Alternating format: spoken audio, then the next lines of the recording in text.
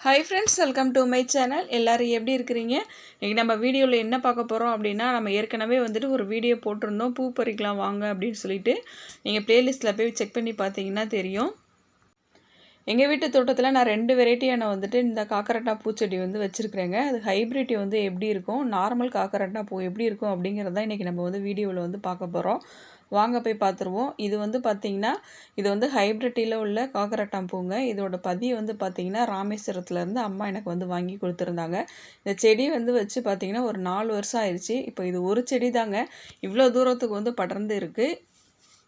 Normal காக்கரட்டானுக்கும் இதுக்கு என்ன வித்தியாசம் அப்படின்னு பார்த்தீங்கன்னா, அந்த பூ வந்துட்டு பார்த்திங்கன்னா சின்னதாக இருக்கும். இது வந்துட்டு நீட்ட சைஸில் கொஞ்சம் பெரிய சைஸாகவே இருக்குங்க. அந்த பூ வந்து பார்க்குறதுக்கு வந்து நம்ம கட்டி வச்சு தான் அழகாக இருக்கும். ஆனால் இது வந்து பார்த்திங்கன்னா நிறைய வந்து பூ பூக்கும். அதுக்குன்னு இது அழகாக இருக்காது அப்படிங்கிற மாதிரிலாம் சொல்ல முடியாது. இதுவும் வந்து ஒரு அழகாக தாங்க இருக்கும். இப்போ இது இடையில வந்துட்டு கொஞ்சம் கலர் பூ வச்சு கட்டினாவே கொஞ்சம் நல்லா இருக்கும். செடியை ஃபுல்லாக கவர் பண்ணி காட்டணும் அப்படிங்கிறதுனால தள்ளி நின்று எடுக்கிறதுனால வந்துட்டு பூ சின்ன சைஸாக தெரியுதுங்க. இப்போ நான் க்ளோஸ்அப்பில் காட்டுறப்ப என்ன பூ பெரிய சைஸாக இருக்கும் பாருங்கள். இப்போ இந்த பூவை வந்துட்டு நான் பறித்து காட்டுறேன் பாருங்கள். பூ எவ்வளோ பெருசு இருக்குது அப்படிங்கிறது உங்களுக்கே தெரியும். பூ வந்துட்டு இது ரொம்ப நல்லா கொஞ்சம் பெருசாகவே இருக்குங்க. நார்மல் பூவை காட்டியும் இங்கே பாருங்கள். இப்போ பூ வந்துட்டு பெரிய பூவாக இருக்கிறதெல்லாம் நம்ம பறிச்சிக்கலாம். ஆனால் இன்னொரு நாளைக்கு பூக்கிற பூவும் வந்துட்டு உங்களுக்கு பெரிய பூவாக இருக்க மாதிரி தான் தெரியும். ஆனால் இதிலே பாருங்கள், நான் ஒரு பூ வந்து தெரியாமல் பறிச்சிருக்கிறேன். ஏன்னா வந்துட்டு நமக்கு சின்ன பூ எது பெரிய பூ எது அப்படின்னு வித்தியாசம் தெரியாத அளவுக்கு இருக்கும். அதனால தான் இந்த பூவை ஃபஸ்ட்டு பறிச்சுட்டு நம்ம அதுக்கப்புறம் தாங்க இன்னும் சின்ன காக்கரட்டா பூவை நம்ம வந்து பறிக்க போகிறோம். ஏன்னா இதை பார்த்துட்டு அதை பார்த்தீங்கன்னா பூ சைஸ் எல்லாமே வந்துட்டு சின்னதாக இருக்க மாதிரி தெரியும். இப்போ பாருங்கள் எவ்வளோ பெருசாக இருக்குது பாருங்கள். உங்களுக்கு தெரியுதுல்ல, நான் க்ளோஸ்அப்பில் வந்து காட்டுறேன் பாருங்கள். இந்த சைஸில் இருக்க பூ தான் இன்றைக்கி நான் வந்து பறித்து எடுக்க போகிறோம். ஈவினிங் டைமில் இந்த மாதிரி வந்துட்டு கொஞ்சம் தண்ணி அடித்து விட்டுட்டு அதுக்கப்புறம் வந்து நம்ம பூ பறித்தோம்னா பூ கொஞ்சம் வந்து நல்லா ஃப்ரெஷ்ஷாக இருக்க மாதிரி இருக்கும். ஏன்னா நைட்டில் கொஞ்சம் வந்து இப்போ பனி பெஞ்சிட்டு இருக்குது, பகலில் வந்து நல்ல வெயிலாக இருக்குது. அதனால் இது நல்ல வெயில் படுற இடத்துல வந்து வச்சுருக்கிறேன். அதனால் பூ கொஞ்சம் வாடினமாக இருக்குங்கிறதுனால நான் வந்துட்டு இந்த மாதிரி தண்ணி அடித்து விட்டு பறிக்கிறேன். இப்போ பூ பார்த்தா தெரியும் பாருங்கள். நாளைக்குள்ளே பூ கொஞ்சம் எக்ஸ்ட்ரா பறிச்சிட்டேன். அதனால் பாருங்கள், அந்த பூ சின்ன சைஸாக இருக்குது. இப்போ நான் இதை வந்து பறித்ததை நான் வந்துட்டு இந்த மாதிரி வந்துட்டு ஒரு டப்பாவில் வந்து போட்டு வச்சிடுறேன். நான் இதில் இருக்க மொத்த பூவும் பறித்து முடித்ததுக்கப்புறம் எவ்வளோ பூ இன்றைக்கி பூத்துருக்கு அப்படிங்கிறத வந்து காட்டுறேங்க. இப்போ ஒரு 2 நாளாக வந்துட்டு 1/4 கிலோ பூ பூத்துட்ருக்குது. இப்போ இன்றைக்கி என்ன பூ எவ்வளோ வரப்போகுது அப்படிங்கிறது வந்து தெரியல. பறித்து முடித்ததுக்கப்புறம் தான் வந்து தெரியும். நம்ம நார்மலாக வச்சுருக்க காக்கரட்டா வந்து பார்த்திங்கன்னா, செடி வந்து தண்டு நல்லா மொத்தமாக இருக்கும். அதனால் அவங்க கட் பண்ணி விட்டாலும் அது வந்து நீல வாக்கில் தான் நல்லா ஹைட்டாக வளர்ந்துட்டு வர மாதிரி இருக்கும். நான் அடுத்த வீடியோவில் வந்து காட்டுறேன் பாருங்கள். பின்னாடி இதுக்கப்புறம் பூ பறிக்கிறப்போ உங்களுக்கு வீடியோ வந்துக்கிட்டே இருக்குது. ஆனால் இது வந்து பார்த்திங்கன்னா நமக்கு செடி வகையோடு சேர்ந்த மாதிரி படர்ந்து அகலமாக தான் இருக்குமே ஒழிஞ்சு வந்துட்டு, ஆனால் நீல வாக்கில் வந்துட்டு வளர்ந்து வந்து வராதுங்க இந்த காக்கரட்டானை பொறுத்த வரைக்கும். நாங்களும் ஃபஸ்ட்டு வைக்கிறப்ப இது இப்படி தான் வரும் அப்படிங்கிற மாதிரி எங்களுக்கு தெரியல. அதனால தான் அடிக்கடி செடி பக்கத்தில் வந்து வச்சுட்டோம். அதுக்கப்புறம் இந்த செடி படர்ந்து வர்றதுக்காண்டி அது பக்கத்தில் இருந்த செடியை 2, 3 செடியை கூட வந்து கட் பண்ணி விட்டு எடுத்துட்டோம். இந்த செடி நல்லா வந்து படர்ந்து வர்றதுக்கு இடம் இல்லைங்கிறது காரணத்துக்காண்டி.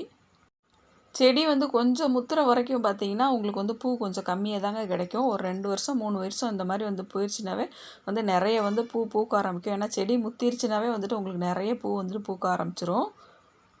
இந்த செடியை பற்றி ஏற்கனவே வந்து பூ பறிக்கலாம் வாங்க அப்படிங்கிற மாதிரி ஒரு வீடியோ போட்டிருந்தேன். அதை பார்த்துட்டு எங்கள் ஏரியாவில் இந்த மாதிரி செடி கிடைக்க மாட்டேங்குது, நீங்கள் கொரியர் பண்ண முடியுமா அப்படிங்கிற மாதிரி கேட்டிருந்தீங்க. என்கிட்ட பதியம் எதுவும் இல்லைங்க. ஆனால் என்கிட்ட இருக்கிற 1, 2 செடியை நீங்கள் கொரியர் பண்ண முடிஞ்ச தூரத்தில் இருந்தீங்கன்னா நான் கண்டிப்பாக வந்து உங்களுக்கு கொரியர் பண்ணுறேங்க.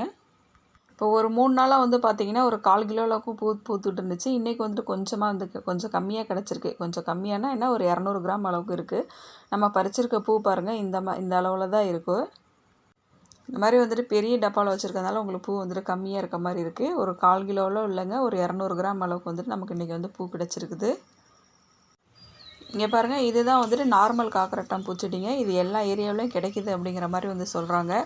இதுதான் நானும் ஃபஸ்ட்டு கொண்டு வந்து வச்சுருந்தேங்க. இதுவே வந்துட்டு பார்த்திங்கன்னா இது ஒரு செடி, இதுக்கு பக்கத்தில் இன்னொரு செடி வந்து வச்சுருக்கிறேன். இப்போ அந்த பூ தான் நிறைய பூத்துட்ருக்கு. இது அவ்வளோக்குலாம் வந்துட்டு பூக்கிறது இல்லைங்க. ஏதோ வச்சுக்கலாம், வீட்டில் தலையில் பிள்ளைங்க வச்சுக்கலாம், நம்மளும் வச்சுக்கலாம், அந்த அளவுக்கு தான் வந்து பூத்துருக்கு. ரொம்ப நிறைய பூக்குது அப்படிங்கிற மாதிரியும் சொல்ல முடியாது. அது டெய்லி வந்து பார்த்திங்கன்னா ஒரு 1/4 கிலோ ஒரு 200 கிராம் பூத்துச்சுன்னா இது டெய்லியுமே வந்து ஒரு 100 கிராம் அளவுக்கு, ஏன்னா 2 செடியிலையுமே ஒரு 100 கிராம் அளவுக்கு பூக்கிற மாதிரி தாங்க பூ வந்து நமக்கு வந்து கிடைக்குது. பொதுவாகவே எந்த செடியுமே கொஞ்சம் வெயில் படுற இடத்துல வந்து வச்சு நம்ம பாதுகாத்தோம் அப்படின்னாவே கொஞ்சம் நல்லா பூக்கும் அப்படிங்கிற மாதிரி தான் சொல்கிறாங்க.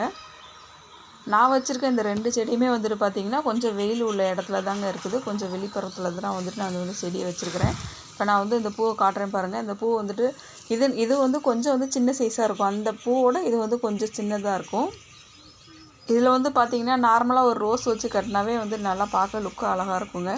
அதிலே வச்சு கட்டினா நல்லாயிருக்கும். ஆனால் அது வந்து கொஞ்சம் பூ பெரிய பெரிய பூவாக இருக்கிறதுனால இடையில வந்துட்டு நம்ம ரோஸு, கோழிக்கொண்டை இந்த மாதிரி மருவு இந்த மாதிரி வந்து வச்சு கட்டினா அது கொஞ்சம் நல்லாயிருக்குங்க.